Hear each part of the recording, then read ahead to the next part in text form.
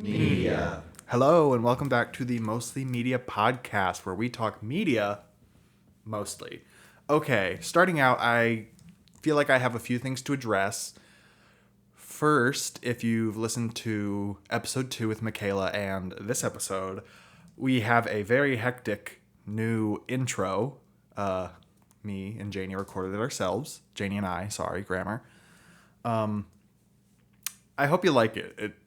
It seems kind of shocking whenever I first play the episode, so I hope you enjoy that. Second is the lack of a video for episode 2 if you looked at YouTube, if you watched through YouTube. I don't know if I'm going to be filming every episode with a video. I know I won't be. Last week, when Michaela and I were filming for last episode, it was a very spur of the moment. It was right before we left to go to Janie's bridal shower. That's why it was 8 minutes long. We did not have time to sit down and do a full episode. It was like, hey, Michaela, want to film a little podcast as a little joke? And we ended up doing it, and I posted it. So that was that. And I just don't want to have to set up a camera every time, because when I'm not using this space, or when I'm not filming a podcast, this space is like my office, my room, all my stuff is in here basically. So I still need to move around the room, and I can't do it when there's a tripod and a camera right there. So it's just a little bit of a hassle to set it up, get it all right, the lighting, whatever. Blah.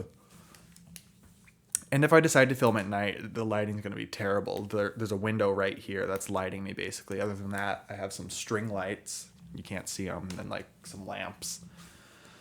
So don't, if you're watching on YouTube, don't count on video podcasts every week. I feel like there was one other thing I wanted to bring to light or acknowledge. It's not coming to mind. Sorry. Okay, so we'll just move on. Okay. So this episode, no guest. I'm going to try to get guests whenever I can, but I feel like it might just be me a lot of the time. Maybe every other episode I can try to get a guest. But it's going to be me. Get ready. So for this episode, for episode 1, the pilot, I did a background, why I'm starting the podcast, what it's going to be about. And then last episode, we had Michaela do 1,000 Pound Sisters, a very, as I said, a shallow dive because we didn't have a lot of time.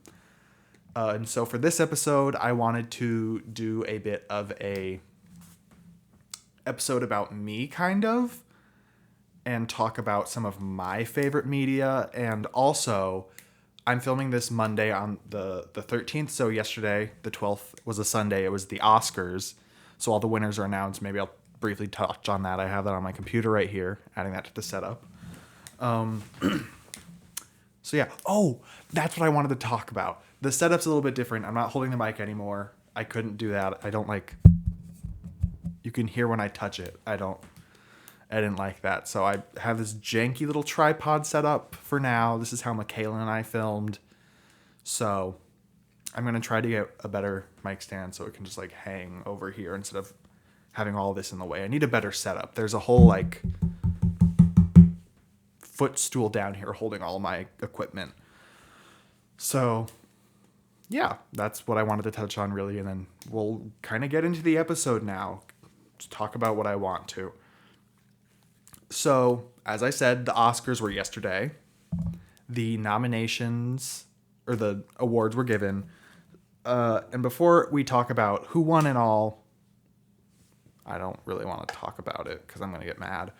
But I decided mid last week on Wednesday that I wanted to sit down and watch as many of the nominated films as I could before the Oscars aired last night. Ooh. And going into it, I'd only seen a couple of the films. I watched Elvis in theaters.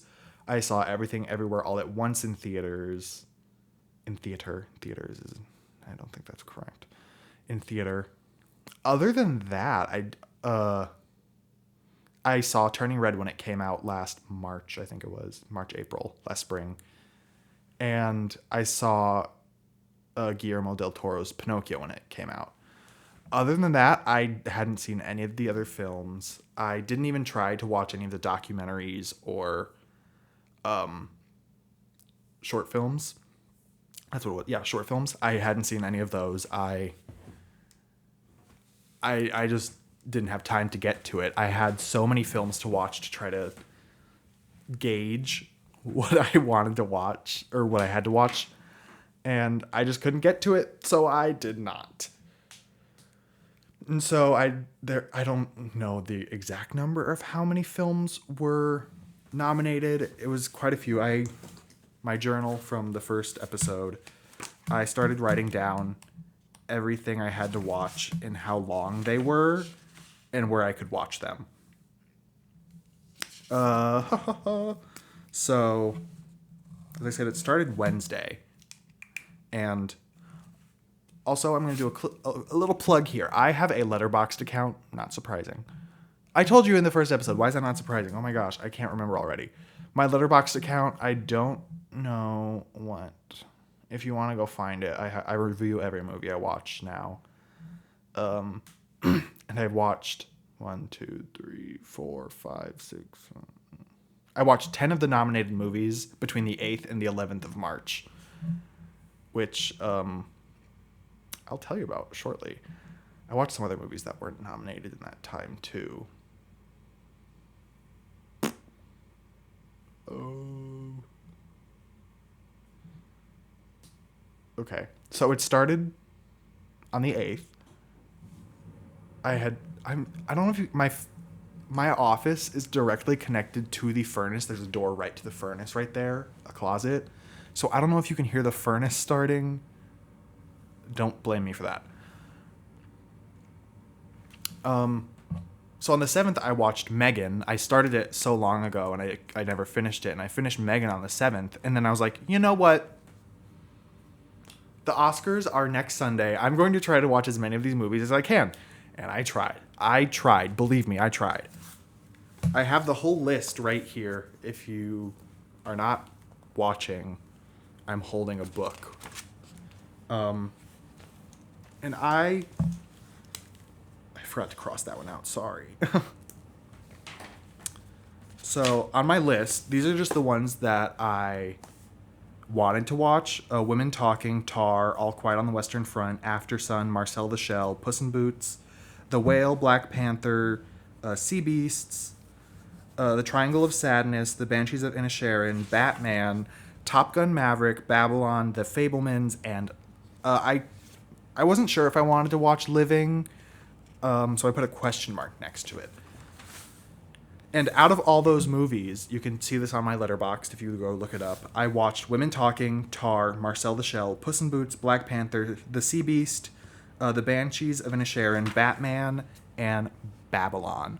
Those are the ones I was able to watch. And, okay, able to watch. Those are the ones I was able to watch, not counting the ones I'd already seen, like Elvis, Everything Everywhere All at Once. And I have opinions. If I know you don't want to hear them, but I'm going to give them. I am mad at the Academy. I am deeply upset because the best movie on this list is the last one I was able to watch was Babylon. I'd wanted to watch Babylon for so long, and I finally did on the 11th, on Saturday. That movie was so good. I guess I should tell you, there's a lot of nudity, it's very gross for a while. There's a lot of gross things in the movie, but it was so good. The ending was a bit confusing, but I feel like I get it. I didn't even have to watch a ending explained video. I guess it's my interpretation of it, though. But Babylon deserved way better, in my opinion, from the Academy's perspective. They only got 2 nominations, and it was for Best Original Score and Best Costuming. But, like, I thought the writing was really good. Like, the costumes were good, very nice, and the soundtrack was good. But I feel like Babylon should have been nominated for Best Picture. Like, there are some movies that were on the Best Picture list that I did not really agree with. I have to get this out of the way. Babylon was really good, but it did not need to be 3 hours long. That is the downfall of Babylon, is how long it is. And that's a downfall for so many of these movies, in my opinion. I need, like, a movie that's... I feel like 145 to 2 hours is, like, the perfect length for a movie. It does not need to be 3 hours long to be good. Like, Black Panther was 3 hours, basically. The Batman was 3 hours. Babylon was 3 hours. These movies don't need to be 3 hours long to be good. Especially when a lot of that space is filled with nothing. Like, the Batman, in my opinion, and Black Panther had action scenes that were way too long. They could have shortened them, and the movie would be exactly the same. In Black Panther, Wakanda Forever, I feel like there were so many parts where they were just staring at each other, not saying a word. And did it win it all? Did it win anything? I think it won something. I can get into it later. But, like, these movies, I want to be entertained the whole time. Like, Babylon was 3 hours, but I feel like a lot of that time was filled with content that was relevant to the film. But when you're just staring, or the action scene of them fighting lasts like 10, 15 minutes, I don't need to sit there and watch the same people fighting the same fight for that long. It's not necessary. Aside from that, I've lost my train of thought. The Banshees of Inisherin did it win? I don't think it won anything. No, it was Tar didn't win anything. Tar, also a really long movie. That one was way too long, filled with dead space. The writing, not that good in my opinion. I gave it a 2.5 stars on Letterboxd. I think the idea is... Oh, my string lights just turned off. The idea and premise is really interesting. Like, a conductor that's kind of like her fall from grace, from her peak. It was good. Cate Blanchett really did a good job in the performance.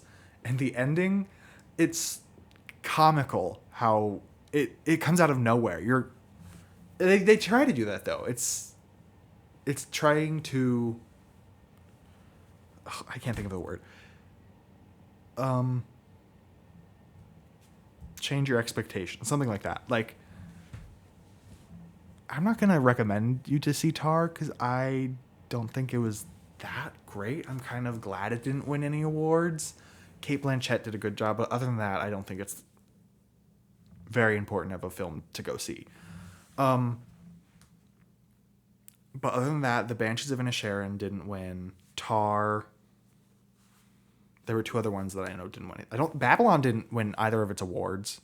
I'm sad about that. Oh well. The Banshees of Inisherin didn't win any awards. I was hearing so many good things about that movie. I knew so many people that wanted to go see it and just watch it afterwards. I watched it and I did not like it. I felt like the first hour of the film was kind of boring. Like, I was following the plot and all, but, like, I didn't really care much for the story. The characters were good. Colin Farrell did a good job. So did Brendan Gleeson. Oh, and Carrie Condon, amazing job. But I don't think that movie was that great. The cutting of the fingers, sorry if that spoils anything, was like the highlights were him cutting his fingers off and chucking them at the door, and the burning at the end. I understand it's kind of supposed to be a slow burn into this madness and whatever, but it just wasn't for me. I gave it a 2 stars. It wasn't my kind of movie. What else was nominated for Best Picture? Everything Everywhere All at Once won. Gladly. I'll gladly take that. That is amazing. I I wasn't able to watch Quiet on the Western Front, All Quiet on the Western Front, or The Fablemans, or Top Gun, or The Triangle of Sadness. I really tried to, but I wasn't able to get to it. I just ran out of time. I really should have decided to do this way before this. And from what I've heard, The Triangle of Sadness, it didn't really deserve to be Best Picture because, I don't know. I don't know anything about that movie. Don't take that from me. But in my opinion, Babylon could have... I also didn't watch Avatar. I refuse to watch Avatar. I haven't seen the first one. I didn't go see the second one. I'm not going to watch Avatar. Don't try to make me watch Avatar. Don't tell me anything. I don't want to know. The Fablemans, I think that one can stay. I'm really interested in that one. It looks and sounds really good. They didn't win any awards either. I wish they would have. I'm also kind of glad Elvis didn't win anything. That's the other one that didn't win. Elvis was good, but I just feel like Babylon could have taken his place and I would have been happy.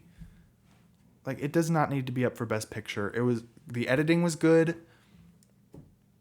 but I just don't... I'm kind of sick of biopics. Biopics? I don't know. I've heard people pronounce it both ways. I say biopic. I'm sick of biopics. I don't need another one unless it's about the Mamas and the Papas or Fleetwood Mac. Anything else, I don't want it. Don't need it. Don't try to make it. But yeah, let's shift our focus to women talking. I've heard people bashing this movie and saying it wasn't good, and I will not listen to them. I loved Women Talking. That was my second pick for Best Picture. I either wanted Women Talking or Everything Everywhere All at Once to win. I'm very glad Everything Everywhere All at Once won, but Women Talking, it won Best Original Writing, Best Adaption.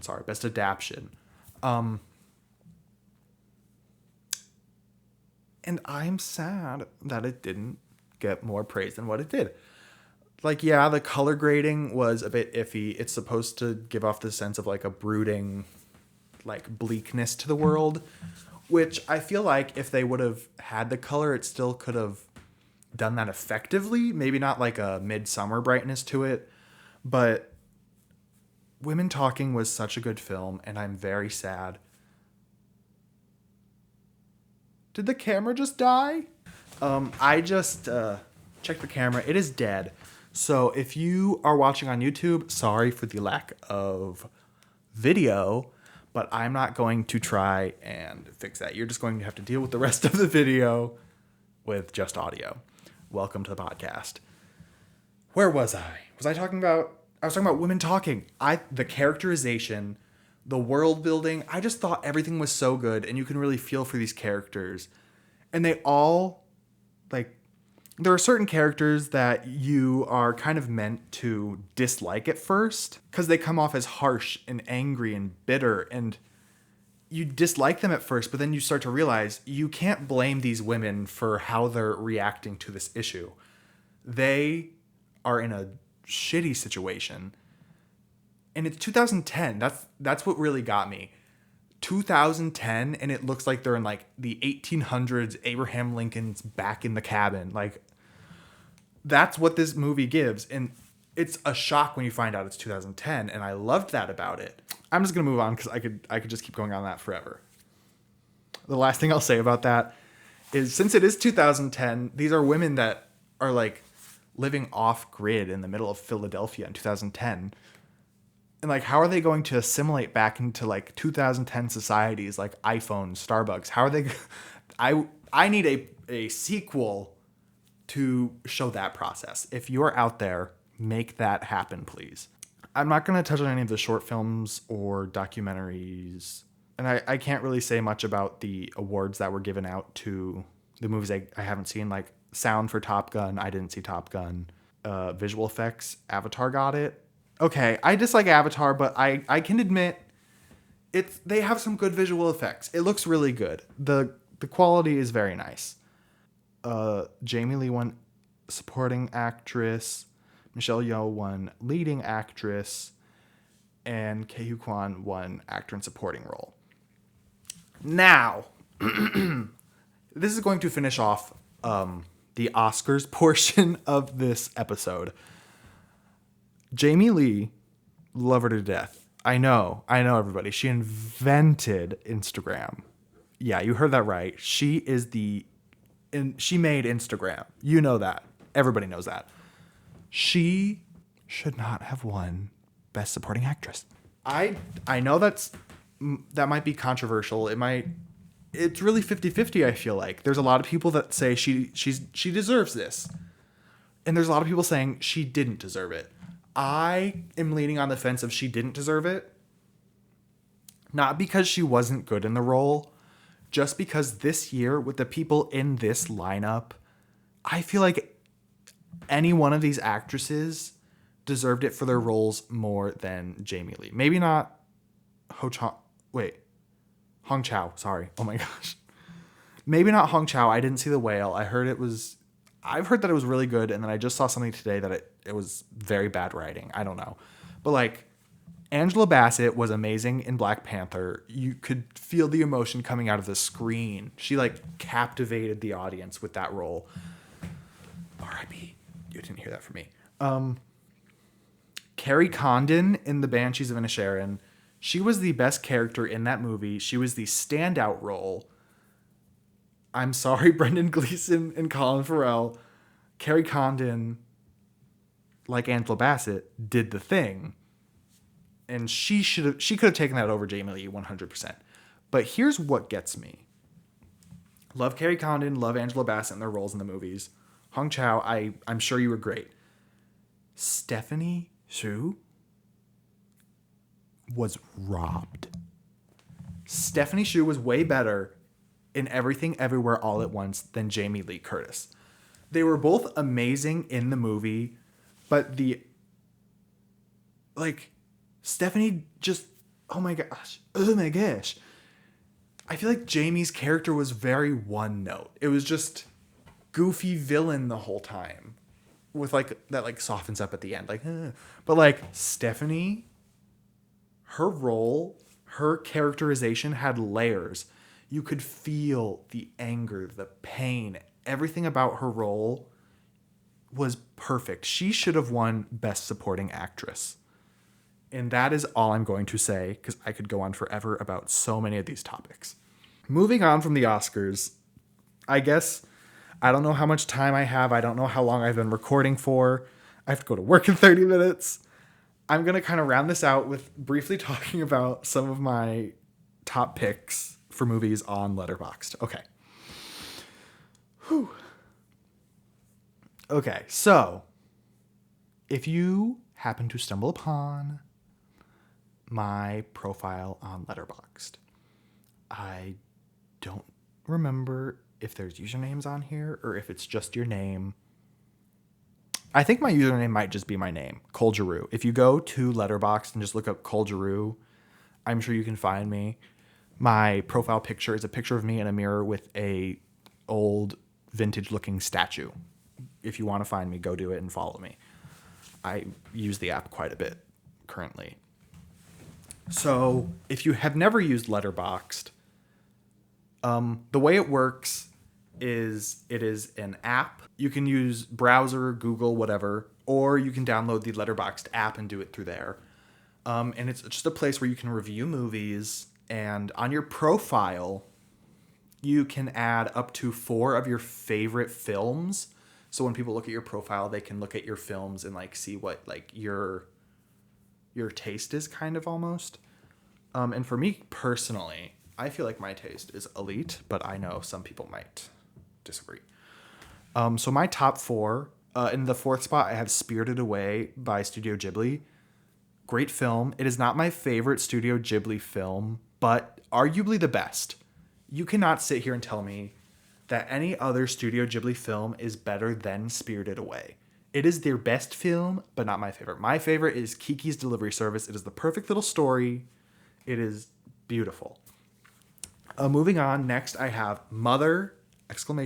With Jennifer Lawrence. If you haven't seen this, it is a horror thriller, mystery horror thriller, I'd say. And I don't know how much I'm going to get into this, but it is amazing. I heard so much flack. You heard that right, flack about this film on TikTok, and I had to look into it for myself. I heard that this movie was terrible. It made no sense. The ending was shite. But I loved this movie. It is about this couple in this house. And they're living this perfect little tranquil life in the forest. And then this random person shows up and he starts to invade their home, and like more people show up, and it just becomes a big mess. Like everything gets destroyed. There's murder, there's the breaking of a house, pipes, floods, all of it. And near the end, she gets pregnant, has a baby. If I remember correctly, it was like in a day. She got pregnant and gave birth. Like, bam. It was not 9 months, I'll tell you that. I don't think so. I might be remembering wrong. It's been a while since I've watched it. But after the baby's born, she's like hiding away with the baby because their house is like surrounded and engulfed with people. She falls asleep eventually, and her baby instantly gets taken. As their house is full of people, the people start to almost worship and praise this baby. And they're like, it sounds bad to say, but crowd surfing. They're like moving the baby along over their heads like you would at like crowd surfing in a concert.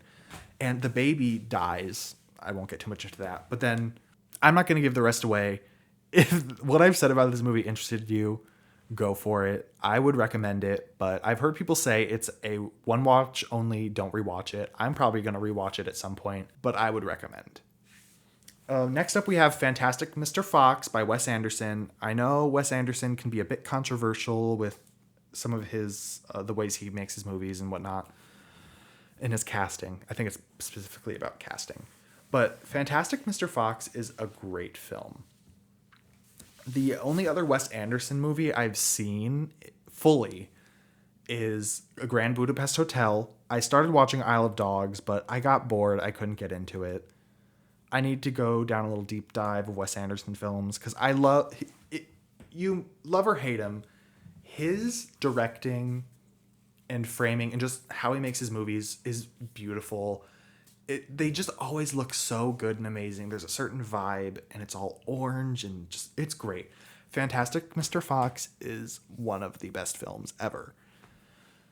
Lastly, my top tier favorite movie of all time is Midsummer, A24, directed by Ari Aster.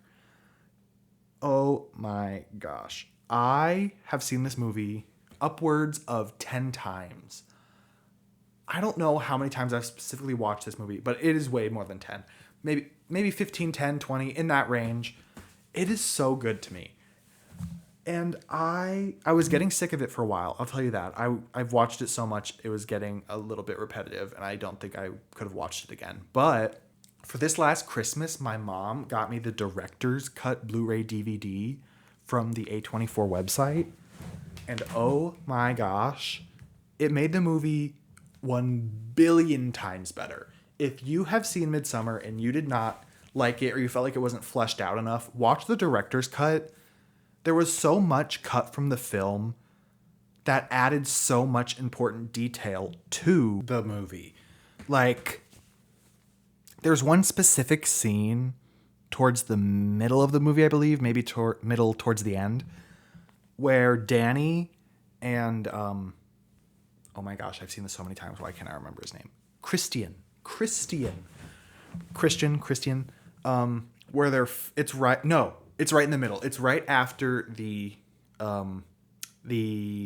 cliff scene. I'll say that. Right after the cliff scene, they get into this huge fight, and it's like a 10-minute long scene that leads into another one of the commune's little rituals, customs, traditions, whatever you want to call it, that they cut that whole scene. And there's a specific part of the scene where this child is wearing something, and then later in the movie you see that thing on somebody else, and it just brings so much more meaning to seeing that person in it. Like, you don't have any idea why this person is dressed like this at the end of the film without that scene that they cut. it just added, it's that little detail that just made it so much better to me. And there were parts when they were driving into Iceland from the airport, there were just like a whole scene where Danny's in the car and just showing all of that. It's just so much small detail was cut, which I understand. Like, I guess earlier I talked about, I don't need this movie to be 3 hours long. But for Midsummer, for me personally, this is my favorite movie. If this movie was 5 hours long, I would watch it. Ari Aster, if you have a 5 hour long director cut of Midsummer, I will gladly see it.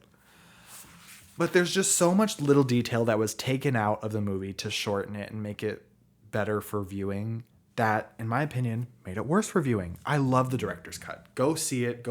I guess you have to buy the director's cut. If you want to see the director's cut, come to my house. I got you. We'll have a movie night. I did make a group of my friends watch Midsummer with me. We do a movie night almost, I think every other week we try to do it, where we try to show some of our favorite movies to each other so we can just get to know each other a little bit more, branch out our movie taste, whatever. And I think I scarred a few of them a little bit. Midsummer is like a lot of these movies on this list, a lot of movies that I've talked about in this episode, trigger warning, there's a lot of blood, murder, like there's not good things in the movies. Make sure you do your research about what's in the movie before you watch it, please. So I've apologized before, but I want to apologize again to my friends. I'm sorry that I made you watch Midsummer. I did try to warn you. I did let you know when things were happening in the film. I tried to, the things I could remember, but I'm apologizing. Yes. Okay. So I think that's going to wrap everything up, really. I don't really want to delve too deep into anything else today. I just wanted to talk about the Oscars that happened and some of my qualms with the Academy. And also just a little bit of some of my favorite films. So yeah, thank you for listening to Mostly Media, where we talk media mostly. Oh, and before I go, I want to let you know that for next week, I believe I'm going to film with my wife, Janie. I'm going to try to stop saying my wife so much. I said it so much in the first episode. You have to learn Janie's name, please. I don't want to keep saying my wife. She is going to be filming with me sometime this week, probably. We're going to finish up The Last of Us, I think, and we'll give you a little deep dive synopsis into that. So stay tuned for that. I think that'll be next Friday.